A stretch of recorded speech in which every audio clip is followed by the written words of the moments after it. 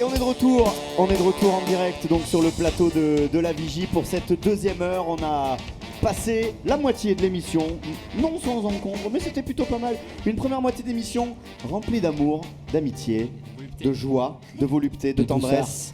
Bref, c'était une tartine de Nutella sur du pain de mie sans croûte. Un océan de caresses. Un océan de caresses. Je suis toujours avec mon équipe, quasiment exclusivement féminine.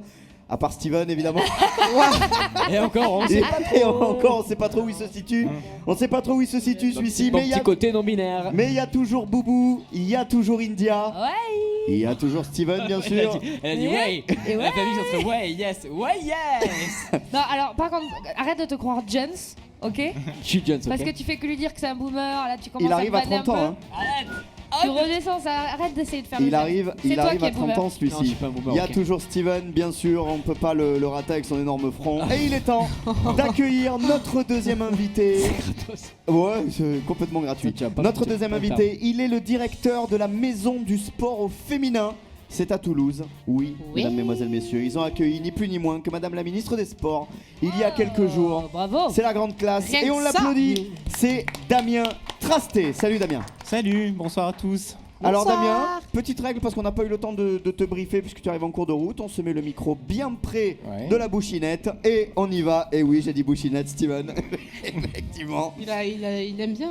Voilà, ça le fait marrer, Non, celui-ci. c'est pas ça, mais il dit des petits mots comme ça. Mais s'il était médecin, ce serait presque gênant. Voilà. Et donc nous on voilà, va prendre le bouchinette. temps, de détailler ce qu'est la Maison du Sport au Féminin puisque c'est un établissement, on va dire, qui a les projecteurs braqués depuis quelques jours, mais ça date pas d'hier. La Maison du Sport au Féminin, on va avoir l'occasion d'en discuter. Pour commencer, raconte-nous un petit peu déjà toi qui es-tu et comment tu es venu à arriver à diriger, j'allais dire présider, mais non, c'est directeur le vrai terme, à diriger la Maison du Sport au Féminin ici à Toulouse. Alors, bon, déjà merci de l'invitation. Je suis ravi d'être là. Je suis content de partager ce moment avec vous. Et donc moi j'ai un parcours qui est dans l'associatif. Avant, je travaillais dans un district de football. Lequel ? Le district de l'Aude de football pendant 15 ans. Donc c'est un moment, ça a été un moment important et ça m'a permis de monter plein de projets engagés, surtout sur la question des discriminations. Et parallèlement à ça, j'avais un rôle très, très administratif et c'est ce qui m'a permis aussi d'intégrer la Maison du Sport au Féminin puisque ils recherchaient quelqu'un d'engagé et sur la question des inégalités notamment. Et c'est pour ça que j'ai intégré la maison il y a 6 mois maintenant et je suis ravi parce que c'est une aventure assez exceptionnelle dans laquelle je m'épanouis pleinement. Et voilà, donc si je sais que la maison a été créée il y a 2 ans et demi. Ah, c'est récent, je pensais que c'était plus vieux que ça. Ouais, donc c'est assez récent. En fait, c'est une initiative au départ qui a été lancée par la section sport du MEDEF, ça peu de gens le savent, mais à l'initiative de Maguelone Pontier, que beaucoup de monde connaît sur la région toulousaine. Et Maguelone a lancé cette initiative et grâce à son réseau, grâce à son énergie surtout, elle a réussi à amener plein d'acteurs autour du projet, notamment des gens du monde de l'entreprise. Donc on se retrouve avec des gens qui ont des bonnes situations, des bonnes entreprises, et ces entreprises sont membres de la maison. Parallèlement à ça, on a aussi les clubs pro qui sont membres de notre asso, et donc on a le TFC, on a le Stade Toulousain, le TMB, Thomas, et alors, je ne joue pas, mais oui, je suis assez actif, oui. Je les régale TFH, régulièrement. etc., Blagnac Rugby. Et donc ça nous amène à avoir, c'est là où moi je suis très heureux d'être rentré dans cet asso parce que mon vice-président c'est Damien Comoli, le président du TFC, Valérie Jiménez des Transports Jiménez. Elle est partout, c'est incroyable. Mais elle est adorable surtout. Et Valérie c'est quelqu'un d'exceptionnel, adorable. engagé et qui fait avancer la cause du sport au féminin. Donc je cite aussi Daniel Capeller-Arnaud qui est avocat, qui est moins connu mais qui travaille aussi beaucoup pour la maison, plein d'autres acteurs qui s'investissent. Alors tu vas trouver ça peut-être trivial comme question, mais je la pose comme ça exprès parce que c'est peut-être ce que se demandent les 18 000 personnes qui nous regardent en ce moment. C'est pas vrai, ils sont 18 tout court. Non, ils sont pas 10, ils sont 8. Je sais pas. Mais à quoi ça sert d'avoir une maison du sport au féminin? Quel est le but? Quel est le goal? D'ailleurs, j'ai une question. À quoi ça sert d'avoir une maison au féminin? Quel est le but? Quel est le goal? C'est une très bonne question. Ça m'énerve. Ça m'énerve. Très bonne question, India. C'est exactement quoi faire pour ça. Bon, déjà, ce qu'il faut savoir, c'est que la création de la maison, c'est parti d'un constat sur les inégalités dans le sport que les gens connaissent pas forcément. Il y a un déficit de médiatisation. Le sport féminin, c'est 10% à peine du sport qu'on voit à la télé. Ouais. Et ça, c'est quand même considérable. C'est-à-dire que quand vous voyez une compétition de sport féminin, vous avez vu 9 compétitions de garçons.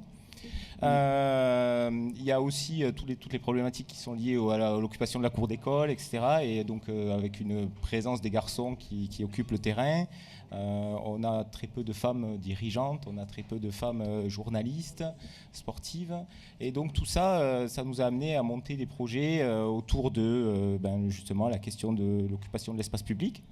Donc on essaye de monter des projets, par exemple avec la mairie de Toulouse, pour renommer des équipements sportifs, parce que sachez que avant la création de la maison, il y avait un seul équipement qui portait le nom d'une femme. C'était un boulodrome. C'est lequel? C'était un boulodrome. Ah bon? Ouais, Attends, on peut essayer de trouver ou pas?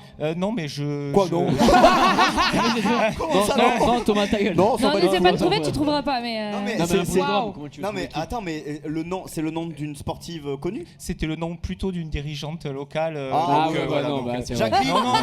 Est-ce qu'on peut essayer de la trouver? Est-ce qu'on peut quand même essayer de la trouver? Comment ça? Le problème, c'est que je ne l'ai pas. Donc. Non, on va pas le trouver parce que même moi, j'ai pas le fait qu'il y a un problème. Je ne pourrais pas dire quand vous aurez la réponse. Donc, le boulodrome. Attends, mais je vais essayer de le trouver. Ouais. Donc c'est pour l'anecdote et depuis. C'est marrant d'avoir donné un nom féminin à un boulodrome, quoi. Enfin, c'est incongru. Donc, ok, merci India. C'est taquin. C'est taquin. C'est gouli, oui. C'est gouli. Je sais ce que ça veut dire, moi. Tu vas te calmer. Et donc, et puis en plus, on travaille beaucoup sur l'aspect sensibilisation dans les écoles pour essayer d'agir sur les inégalités, les stéréotypes de genre. Et on sensibilise beaucoup d'élèves de l'école primaire pour essayer de faire changer les mentalités. Mais c'est pas, pardon, mais c'est quelque chose qui a qu'à Toulouse. Ouais, j'ai pas de souci. C'est quelque chose qui a qu'à Toulouse, où il y a des maisons comme ça du sport autour de. Je l'ai. Pardon, je t'interromps. Ouais. Franchement, le boulodrome, le palais de la pétanque, Colette Dumont. Voilà. Le palais de la pétanque.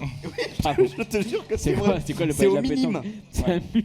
C'est au minime. Un multiterrain avec une boutique de pétanque. C'est le plus grand boulodrome couvert de Toulouse avec 43 terrains, gars. Oui, donc c'est immense. C'est un bel équipement. Ouais, mais d'accord, mais bon, c'est pas non plus. Le palais de la pétanque. Voilà, c'est tout. Et depuis, il y a 2 équipements qui ont été renommés. Là, les noms, vous pouvez essayer de chercher. Pour le coup, là, c'est plus intéressant. C'est une des femmes qui a œuvrer pour que le sport soit présent au JO. Jeanne d'Arc. Olympe de Gouges? Non. Donc c'est le pendant de Pierre de Coubertin. Ouais, mais alors qui? Pierrette de Coubertin. Pierrette. Non, mais en plus sa statue a été montrée. Elle faisait partie des femmes qui étaient mises en honneur au JO. Voilà, vous devez la voir. Ah ben complètement. Vas-y, India. Vas-y. Alice. Ouais. Taglioni. Alice Mia. Oui, c'est ça. Oui, mais elle avait vraiment la réponse en fait. Non, elle avait pas la réponse. Non. Oh waouh, toi aussi t'es comme moi, tu te lèves la tête, ça y est, Incroyable. Donc Alice Mia, qui était une dirigeante très importante dans l'apparition des sports féminins au JO. Peu de gens le savent. Mais il y a eu un reportage sur elle d'ailleurs pendant les JO, super intéressant. Sous l'impulsion, je crois, de Pierre de Coubertin, qui lui était pour intégrer les femmes aux JO modernes. Excuse-moi, non, c'est l'inverse plutôt. Ah merde. Pierre de Coubertin, lui, il pensait j'ai merdé, qu'est-ce que tu veux? Il pensait plutôt une vision plutôt patriarcale, avec une vision de l'homme masculiniste, et il pensait que les femmes étaient là pour applaudir simplement. Donc il a plutôt freiné, et elle a dû monter des Jeux olympiques, enfin des Jeux mondiaux féminins, pour montrer ses bras, montrer sa force. Et c'est à partir de là qu'elle a pu intégrer des compétitions dans les JO. Et donc, vous êtes influent... Tout le monde s'en fout, en fait. Tu m'as coupé, j'étais en train de... Ah pardon, vas-y, vas-y. Vas-y, Thomas. On l'avait tous dit. Apparemment, je suis que le trublion, donc je peux faire que des blagues, donc je peux pas avoir de questions sérieuses. Donc allez, vas-y, trublion. Non, putain, quel enfer. Non, juste, moi je voulais juste savoir si c'était vraiment un cas unique en France, le fait que ce soit à Toulouse, ou est-ce qu'il y a des maisons un petit peu comme ça partout en France? Ah oui, j'arrive. Alors non, très bonne question. Putain, mais tout le temps pareil. L'initiative, Alors, elle est très bonne toulousaine. question, sauf que c'était prévu dans la deuxième partie de dire ça, mais bon, on prend de l'avance, c'est pas grave. Merci. Quel Steven. haters. Oh là là. Vas-y. Donc la Maison du Sport au féminin, c'est une initiative toulousaine avec une ambition nationale. Donc on est en train de travailler sur un déploiement en Île-de-France. Donc on travaille à reproduire le modèle, à dupliquer le modèle, c'est-à-dire que les mécènes et les membres qui sont les entreprises qui sont présentes à Toulouse contactent leurs homologues pour qu'on puisse dupliquer le projet là-bas. Donc c'est de la mise en réseau et là on travaille là-dessus pour aussi lever des fonds pour pouvoir créer des emplois. C'est la force de cette maison d'avoir créé des postes salariés. Dans l'associatif, c'est pas si évident. Et là, la force de Maguelone, c'est qu'elle arrive, par son réseau et par sa conviction, à amener des gens je mets autour du projet. Une petite parenthèse, il y a peut-être d'autres questions, gardez-les, mais on est en pleine phase de coupe budgétaire, notamment au niveau des sports. Ouais. Notamment sur les subventions. Est-ce que vous êtes touché par ça? Oui. On est touché. Alors, on a un financement qui est plutôt privé. Mais on est touché. On avait une subvention de Toulouse Métropole, par exemple, qui va pour laquelle est bien impacté. Voilà, donc on sait très bien que 2025, ça va être compliqué. L'impact se fait déjà sentir. Donc on sait qu'on a un gros travail de recherche de mécènes et de partenaires. Donc c'est le moment de lancer un appel. Voilà. Si vous voulez scénariser, c'est quoi le vrai terme? Devenir mécène. Ouais, devenir mécène. On peut dire comme ça aussi. Devenir mécène de la Maison du Sport au féminin, c'est le moment, surtout si vous avez de la thune. Ouais. Voilà. Est-ce qu'il y a d'autres questions, les amis? Non. On est sur un fou rire interminable là. Je comprends pas pourquoi Eric. Enfin, si je comprends. Oh, mais non. Tu peux pas dire ça. Pas toi, pas après tout ce que t'as fait. Elle pleure. T'es en train de pleurer, India. Mais oui, Boubou, est-ce que t'as une question à poser à Damien? Non, moi j'ai pas de question. Je trouve que le concept est super. Justement, je trouve que comme tu l'as spécifié, je peux te tutoyer. Oui, bien sûr. Comme tu l'as spécifié, c'est un petit peu. C'est n'importe quoi là. On sait jamais, quand même, c'est important la politesse, Thomas. Voyons. Comme tu l'as spécifié, forcément, voilà, les femmes dans le sport, c'est un peu compliqué. Ouais. Et je trouve que c'est une très bonne initiative et ça me fait plaisir en plus que ça soit une initiative toulousaine pour le coup et que ça se démocratise un peu plus dans la France. Donc moi, je trouve que c'est un très bon concept et j'ai hâte de voir la suite, en tout cas.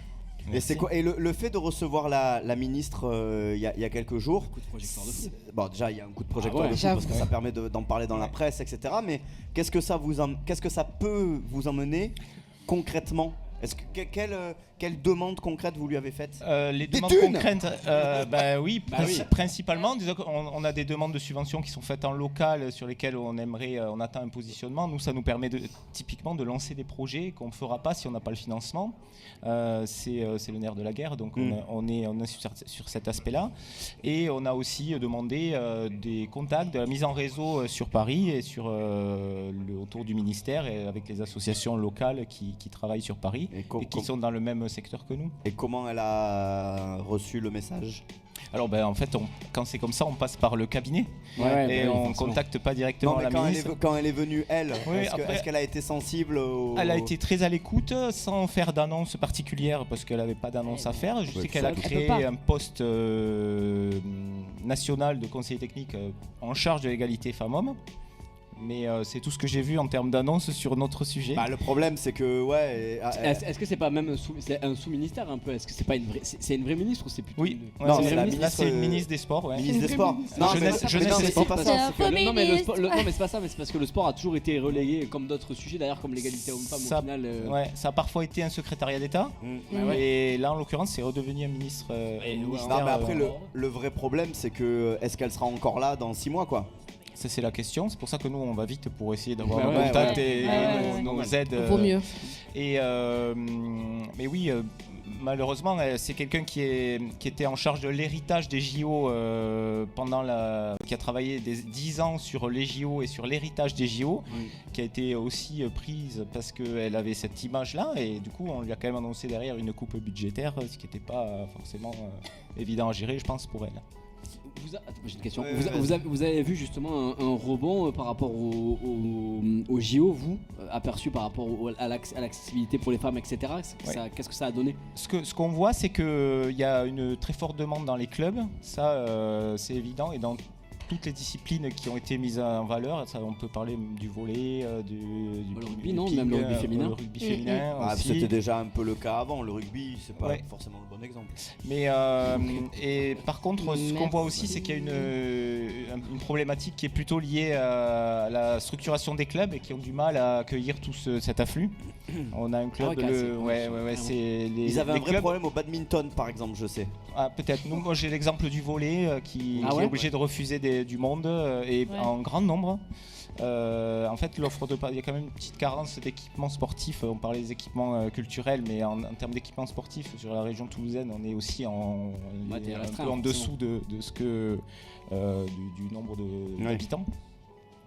Et donc les clubs ont du mal à accueillir tout cet afflux forcément dès qu'il y a un événement d'ampleur avec un retentissement. C'est le cas pour le foot que je connais bien, quand il y a une Coupe du Monde et un résultat positif, on a de suite un afflux de licenciés, une hausse cyclique et qui est liée complètement au résultat des équipes nationales. Nous on voit ça là pour le coup je parle de ce que je connais un petit peu plus que le basket. En fait le truc c'est que on est la troisième ville de France et on n'a qu'un seul club pro féminin. Je pense que c'est une anomalie. Je pense que dans les villes du top 5 voire même du top 10 il y a au moins 2 équipes dans 2 sports. Je serais pas prêt à mettre ma main au feu mais pas loin. Nous on en a qu'une et c'est le basket. Et malgré tout, je sais pas comment toi tu le sens mais on a quand même l'impression que ça reste quand même un peu en retrait. Elles manquent d'exposition. Je sais que par exemple c'est un souci pour le club alors que les garçons n'ont pas eu de souci à aller au Grand Palais des Sports. Les filles n'y vont pas alors qu'elles jouent à un meilleur niveau et que potentiellement même en première division c'est compliqué de libérer de la place pour qu'elles jouent au Grand Palais des Sports, etc. Évidemment il y a la différence salariale, etc. Mais un seul club pro, moins exposé que les autres. Il y a du taf. Je pense qu'il y a un vrai sujet d'exposition, de mise à disposition des infrastructures. Déjà qu'on manque d'infrastructures à Toulouse, il y a du taf pour exposer et peut-être pousser d'autres clubs. Moi, honnêtement, je pensais que par exemple la section féminine du Stade Toulousain était professionnelle. Non. Non, certaines joueuses ont des contrats, mais pas. C'est fédéraux, pas pro. C'est pas l'essentiel des joueuses. Après, il y a des joueuses qui arrivent à en vivre, qui ont un salaire pour vivre de leur pratique. C'est celles qui sont sous contrat fédéral parce qu'elles vont en équipe de France. C'est le cas, ça doit être le cas au TFC aussi, sans avoir les détails. Mais donc on a des clubs qui se structurent. Il n'y a pas d'international au TFC. Et on a des clubs qui évoluent au plus haut niveau, soit au rugby, Blagnac, Stade Toulousain, ou le TFC en seconde ligue qui a des très bons résultats, mais avec le hand féminin aussi joue en deuxième division. Il me semble que c'est 3e même, c'est national 3, sont descendus, mais avec des problématiques aussi pour ces filles d'être fidélisées. Ils se retrouvent ces clubs-là face à des structures qui dans d'autres villes elles sont plus performantes avec des équipements plus performants. Tu vas ne serait-ce qu'à Chartres, à Grenoble. La mairie, qu'est-ce qu'ils font? Parce qu'il n'y a plus de sous. Ils ont leur mot à dire aussi, non? Il n'y a plus de sous. Mais qu'est-ce qu'ils font? Mais la mairie. Non mais c'est du développement local. Il y a plus de sous. Non mais je comprends pas pourquoi la mairie investit pas plus aussi sur ce genre de sujet-là. Mais présente-toi la mairie. Mais je vais le faire. Mais voilà. Moi je vote pour toi, Steven. 2027 avec moi. Vous 2027. Non mais le problème c'est qu'il n'y a pas de sous. En fait c'est un cercle vicieux. On parle de médiatisation, mais les filles sont pas présentes dans les médias, donc ça veut dire moins de sponsors. C'est un chiffre qui est clé, c'est sur les 100 plus gros sponsors mondiaux, il y a 3% qui va au sport féminin, donc c'est quand même on parle de millions. Et derrière ça se ressent en termes de salaire, ça se ressent en termes d'équipement dédié aux filles, et ça se ressent aussi à l'école, avec des manques de modèles, des implications de filles qui se lancent moins dans la pratique, qui arrêtent plus tôt dans la pratique aussi, qui arrêtent beaucoup plus à l'adolescence par exemple. C'est-à-dire qu'à moins qu'il y ait un coup d'éclat. Moi j'ai eu le plaisir pour un autre contenu, j'en profite de voir Séverine ici pour le magazine de l'aéroport. J'ai discuté avec Lilou Ruel qui était on parlait des JO mais qui était l'un des Assassin's Creed. C'était la seule fille à être sous le masque d'un Assassin's Creed. Ce qu'elle a dû faire pour entrer sponsor Red Bull, c'est 5 fois plus que n'importe quel gars en fait. T'as Perrine Lafont aussi. Bienvenue dans nos vies, parce que c'est pas que dans le sport, les gars. Non, mais d'accord. Mais là, déjà, rien que ça, c'est quand même le sport, c'est quand même un reflet de la société généralement sur pas mal d'autres sujets aussi. Donc c'est quand même. Là, c'est encore plus fou de s'en rendre compte alors qu'on est en 2025 et que justement on a créé plein de choses pour essayer d'avoir ce côté d'égalité. Moi je trouve ça dingue, vraiment pour le coup, ça me rend ouf. Où part des fois l'argent public en fait, c'est ça la vraie question. Sur ça. Et en fait, c'est typiquement là, on va avoir une conférence avec Toulouse Métropole. On a la chance on va pouvoir parler à tous les élus en charge de l'égalité de ce secteur-là. Et en fait, on va essayer d'expliquer aussi que si on a une politique qui n'est pas sensible au genre, c'est-à-dire qui ne va pas aller plus loin que juste répartir entre les assos fédérales, en fait, vu qu'il y a 60% de licenciés garçons et 40% de filles, si on ne fait pas une analyse plus fine, on va donner 60% de l'argent public directement aux garçons et seulement 40% aux filles. Donc il y a une inégalité, peut-être même de l'injustice, on pourrait aller jusqu'à utiliser ce terme-là, à faire de la distribution d'argent public simple sur un modèle fédéral. Et toi, c'est ton credo dans ta feuille de route, dans ton mandat de directeur, c'est ça l'enjeu principal? Alors, on a beaucoup d'enjeux, mais ça fait partie des sensibilisations qu'on fait. On sensibilise un peu tout le monde. On veut sensibiliser les élèves en école primaire pour faire changer les mentalités dès le plus jeune âge. On va sensibiliser école, collège et lycée, même en école supérieure. Pour des filières notamment qui sont hyper masculines. On est allé à Supa Hero par exemple faire une sensibilisation de 2 heures. Quand ils piquent pas les rafales. Voilà. Et sensibiliser aussi à l'âge adulte sur les éducateurs de club. On va mettre ça en place avec l'association Rebond qui est bien connue aussi sur le territoire. Oui. Et aussi avec les élus. On essaye d'avoir un spectre assez large, de s'adresser à tout le monde. Et en fait, ce qui est intéressant, c'est que le sujet est pertinent puisqu'on est hyper sollicité. Et derrière, nous, on essaye aussi d'apporter un message et de faire bouger les lignes à notre niveau, autant qu'on peut. Et tu sens que ça bouge justement, ou tu sens que... Parce que j'ai l'impression qu'il y a un espèce de repli sur soi en ce moment. Sur beaucoup de sujets. Depuis bien 1 ou 2 ans. Est-ce que toi tu sens au quotidien par exemple qu'il y a justement cette barrière qui se brise un peu ou pas? Mais en fait ça dépend des sujets. On a des sujets de réjouissance. Quand le TFC fait un match au stadium avec un communicant, on arrive à avoir 7000 personnes, ce qui était chouette. Le Stade Toulousain l'a fait aussi contre l'UBB récemment. Oui, mais ça reste des coups. Voilà, ça reste des coups, mais arriver à avoir 7000 personnes avec un public mixte, c'est-à-dire hommes et femmes confondus. Oui, mais quand tu regardes par exemple, je suis d'accord avec toi, c'est un bon début, mais quand tu regardes la fréquentation du stadium pour l'équipe de France féminine, c'est l'équipe de France féminine et encore c'était une bonne influence. Après, parce que par rapport au dernier... On a un peu, tu parlais des résultats, elles ont des résultats qui sont un peu en baisse. Je pense que ça passera par là aussi, c'est-à-dire quand on aura des équipes féminines qui auront des gros résultats. Enfin, je pense qu'on se souvient de Marie-Jo parce qu'elle a marqué les esprits, parce qu'elle a gagné des médailles, elle a gagné des titres. Et Laure Mandodou, c'est pareil. Et puis quand l'équipe de France de basket vient au Grand Palais des Sports, c'est full, donc il y a le féminine, j'entends. Elles sont médaillées olympiques 2 fois d'affilée, donc bon, forcément on est tributaire des résultats, malheureusement un peu plus. Est-ce qu'on manque pas d'ambassadrices? Alors, toujours quand je parlais de cercle vicieux, c'est qu'on a très peu de médiatisation et nous, même nous, on s'auto-flagelle. On a pris un ambassadeur homme. Parce que on a eu l'occasion d'avoir François Cross comme ambassadeur, donc c'est génial. Quand vous faites un post avec François Cross, c'est de suite. Sachant que sa femme en plus est investie aussi. Mais c'est ça, elle est super investie. Et sa femme, elle nous aide aussi. Elle a participé à un podcast qu'on a fait sur un projet sport et grossesse, on peut en parler aussi, mais c'est un projet à venir. Et donc, en fait, on s'est dit, on s'est fait interpeller par des étudiants de l'école de journalisme en disant, mais attendez, vous venez nous parler avec des beaux discours et vous prenez un ambassadeur homme. Et c'est tout l'enjeu de notre asso, c'est que... mais quand tu regardes bien, il y a qui? Non, mais après, c'est le message aussi. Il y a qui à Toulouse? Ça peut être. Il y a qui? Enfin, ce qu'il faut savoir, c'est que quand vous posez la question à... Calme-toi. Non, mais je vous pose la question. Quand vous posez la question à un élève de cycle 3 de primaire, donc CE2, CM2, citez-moi une sportive connue. enfin juste ça. Hein, donc même pas toulousaine, juste connue, française et internationale même. Hein, et ben ça sort très peu. Ils en citent une. Et encore peu. Non, ils la connaissent moins parce qu'elle est. Ah oui. Mais puis ils ont du mal à sortir le nom. Mais même pas. En primaire, ils connaissent pas Simone Veil. Donc c'est assez, c'est très compliqué parce que il n'y a pas de modèle. Même des filles qui ont gagné comme Clarisse Agbenienou ou d'autres, ils ont du mal à la citer. Ils parlent de la judokate qui a gagné, mais sans retenir le nom forcément. Romane Dico, ils connaissent pas. Mais non, et alors déjà, bon, à échelle nationale, c'est compliqué. Mais à échelle locale, les gars, à Toulouse, on a qui en vrai? Maya était là, mais il y a eu Coralie Balmy à une époque, mais elle est partie il y a un moment. Mais en fait, on a des gens qui vont au JO. On a Assia Toiti qui est allée au JO. Les volleyeuses aussi, non? Il y a des volleyeuses qui étaient. Ouais, le beach volley, Clémence et Aline qui sont allées au JO aussi, qui sont au Krebs. Pourtant, je vois pas du tout de qui tu me parles. On a une championne du monde de jet ski, double championne du monde de jet ski qui est à Muret, Jessica Chavannes.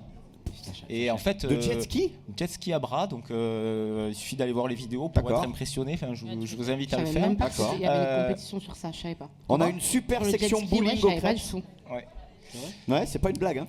Et il y a moi j'avais rencontré l'équipe féminine de bowling. Non mais c'est pas une blague. Non, mais au Krebs. Bon, c'est des jeunes, elles avaient 16-17 ans à peu près.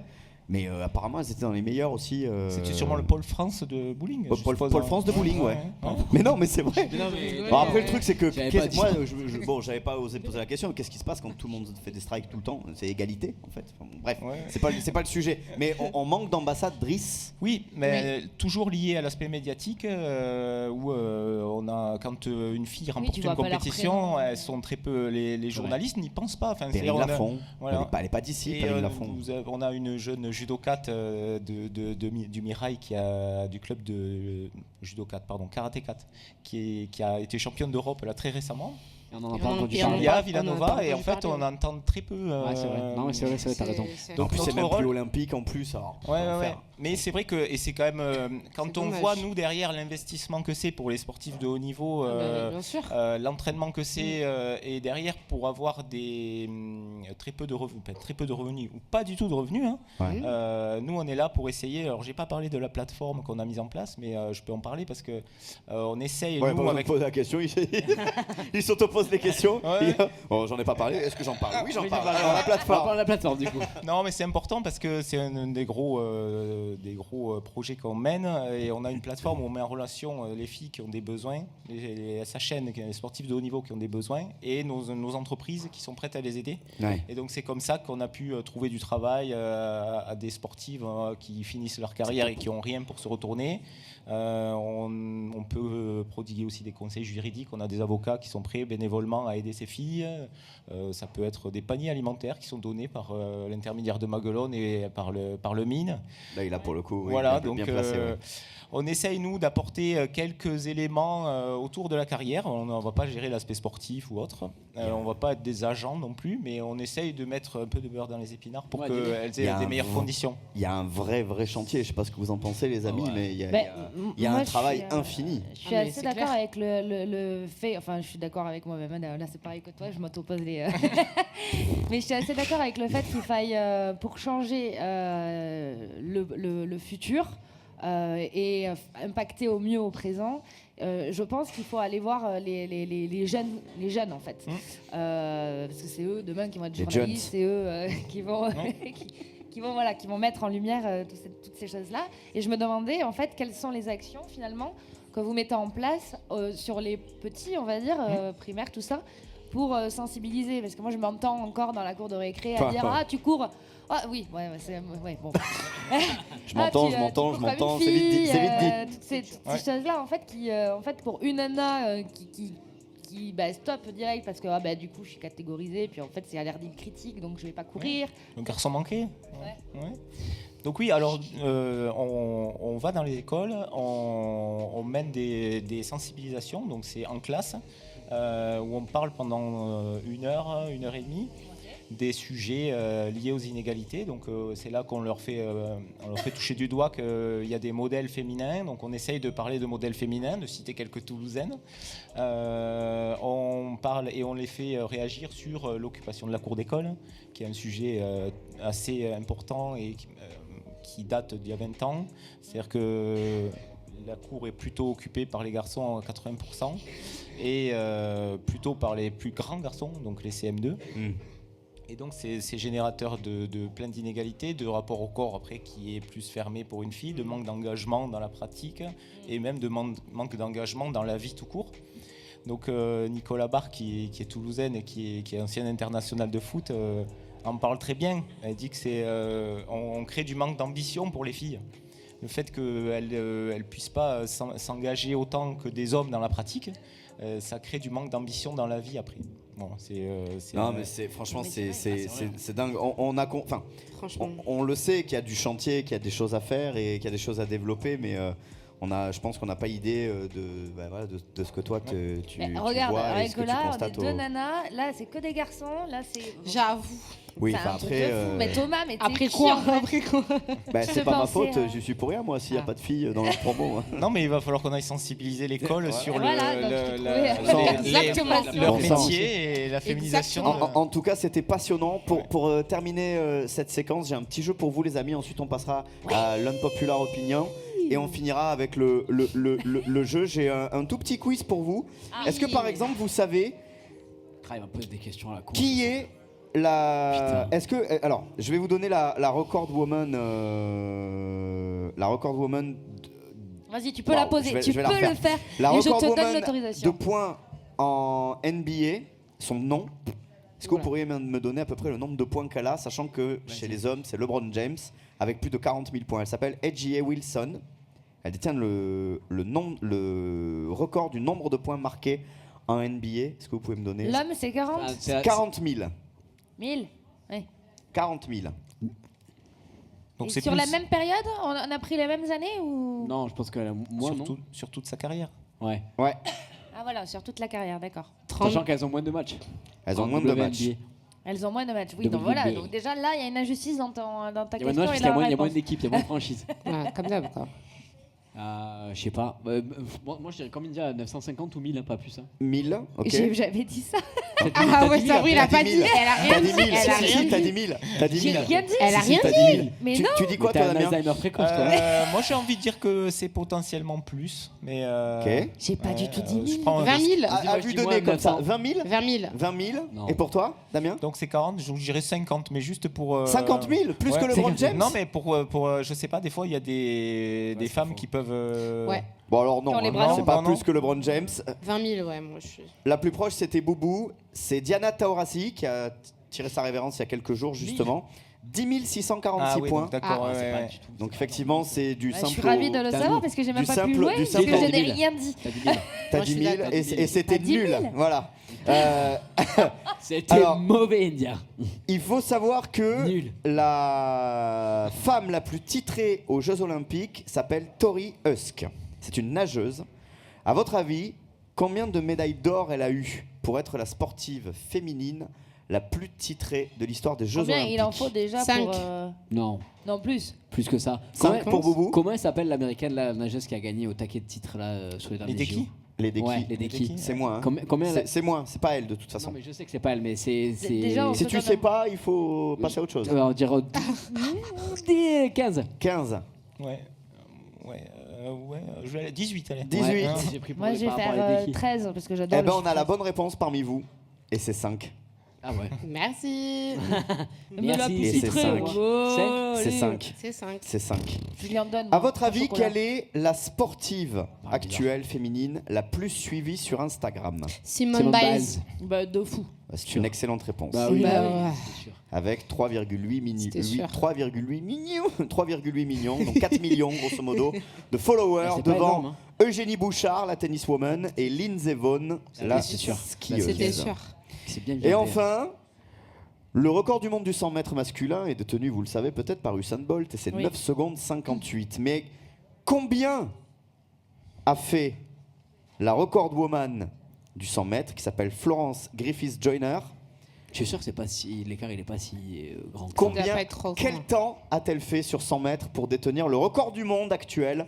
Il a fait combien, Usain Bolt, s'il te plaît 9,58, je viens de le dire. Je pense Non, mais qu'elle est c'est pas bien tout de à fait. Ou alors elle est à de peine en répéter. dessous à peine en dessous des 10. 9 secondes, il a fait. C'est ça. 9 secondes 58 pour Usain 9,58. Bolt. À combien se situe le record du 100 mètres féminin détenu donc par Oui. Florence Griffith Allez, Joyner? Je suis sûr qu'elle est en dire, dessous des 10. Mais 8 pas secondes, 8 secondes, non, 5 mais non. 8 secondes 55. Non, Boubou. 55, moi je dirais 57, tu vois. 57 secondes. Ah bah, ça, même moi. Mais Pourquoi non Allez, moi, Pourquoi je non dis C'est vraiment- 10,49. 10,49.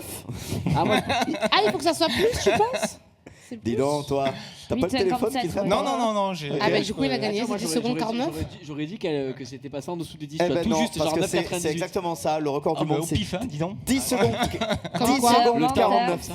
10 Le secondes talent, le 49 talent.